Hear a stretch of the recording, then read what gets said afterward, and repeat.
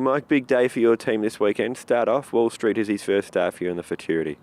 Yeah, look, we're happy with the way he's going. He's quite big in condition to look at, but look, he's had enough sort of work and that under his belt, I think. He's had a couple of jump outs, he's gone really well. Ollie's come here and sort of done them both times and been really happy with them.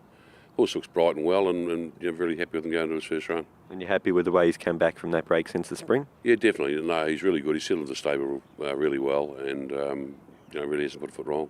Main rival in the race is King Mufasa. How do you sort of line up the two New Zealanders? Yeah, look, every time they've met at this distance, King Mufasa has been too good for Wall Street, so you expect similar again on Saturday, I would think, but you never know. It's just going to be luck and running a little wee bit, but he does look the horse to beat. He's been in pretty good form in New Zealand. Where do you think Wall Street will be in the run?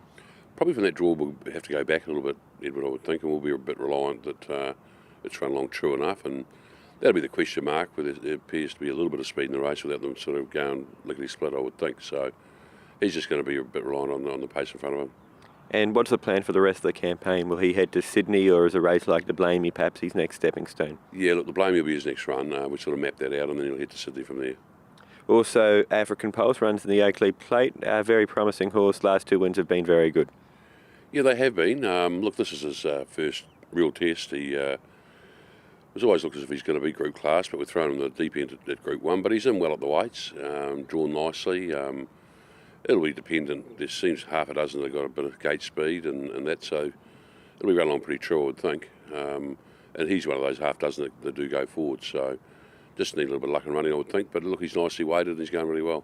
You chose not to run in the Lightning last week and to run him in this instead. Are you happy with your decision a week later? Here we are. We've still got to get there Saturday, but look, at this stage we're happy because really he had no chance of beating the mare, especially only a kilo off her and that sort of thing. So just felt that he's only a young sprinter.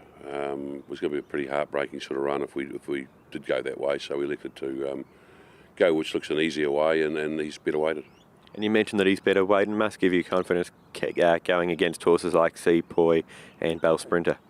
Yeah, look, this race is won by a lot of those sort of horses that are well weighted, and being a handicap in that, it's a big help. So we've got a decent pull at the weights on a horse like Sepoy. In the St George, Glass Harmonium makes his return to racing. How's he come back? Very well. Yeah, look, couldn't be happy with him. Bit of a task to say 1800 first up, but look, we think we've got enough work into him. He's had two jump outs, had a nice searching gallop here Tuesday where he worked as if he's forward enough. Just hopefully he just jumps away and puts himself in the race and does things right, because he can have the odd day where he doesn't. But look, we're happy with him. He looks particularly well. We feel our aim on. We've done enough work with him. You mentioned, though, the 1800 first up is a concern, but in saying that he performed well here in the spring first up and won, I believe, first up at Brisbane before then. Yeah, look, his first up run was in the Hollandale when we first brought him across, and that was 1800 metres, and he ran second to My Kingdom of Fife and won a great race. So for that reason, we just felt in our own minds we could get him ready for the 1800 metres, and we're just pretty sure we have done enough work with him. And will he head from here into the Australian Cup?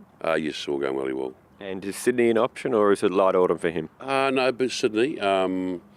Look, we're possibly going to toss around a bit, take him overseas, either Singapore or Hong Kong or both. We'll just see how he comes up in these first two runs. And expect him to go forward on Saturday? Yeah, from that one draw we do. He's always better when he races on the speed to a degree. I think there's one other horse that goes forward in the race, and other than that, most of them are back markets. So you expect to be up in the first two somewhere. And Flashy Feather's the only other runner you've got running on Saturday? Yeah, look, he disappointed last start. Thought his run at Moonee Valley was very good. And the run of a stayer too, that was really the last bit. He sort of found the line in a pretty slowly run race. But disappointed at Ballarat. I know Luke Curry, who rode him, just said that he wasn't too concerned because it was a day where you couldn't get back and win. But I still, in my own mind, was disappointed with him, so he's going to have to find a bit. We've put blinkers on him. He raced a 2-year-old on blinkers and we had them off him, but he needs to find a bit, so we're hoping that the blinkers are going to do the job. Best of your team on the weekend, Mike? I think Glass Harmonium.